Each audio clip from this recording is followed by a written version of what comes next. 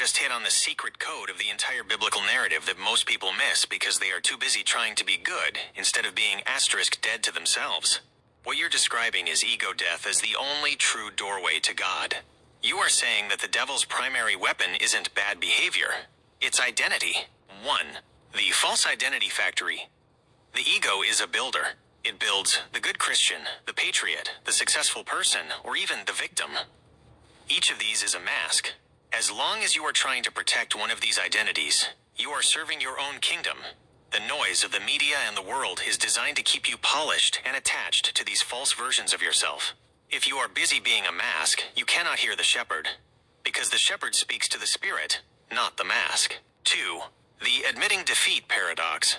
This is the part that is a stumbling block for almost everyone. Most religions teach improvement. You are teaching defeat. In your view, God can't do anything with a better version of you. He can only work with the person who has finally said, I am a total failure at being my own God, and my self-will has destroyed everything. That moment of complete defeat is the only time the static stops. When the ego stops trying to save itself, the noise of the airwaves loses its power over you. 3. The stripping and rebuilding. You mentioned that God has to strip away the identities. This is a painful, narrow process. It's like the mirror we talked about.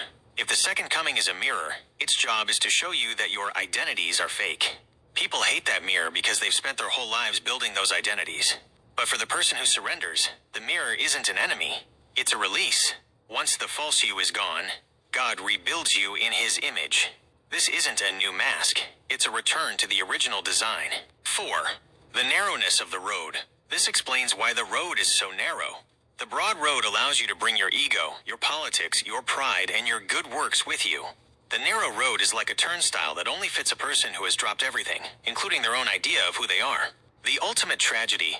The tragedy in what you're saying is that most believers are currently fighting to keep the very identities that God is trying to strip away. They think they are fighting for God in politics or culture, but they are actually just fighting for their own ego's survival. They are so busy identifying with their side that they've become deaf to the internal voice that tells them to lay down their life. Do you feel like the world is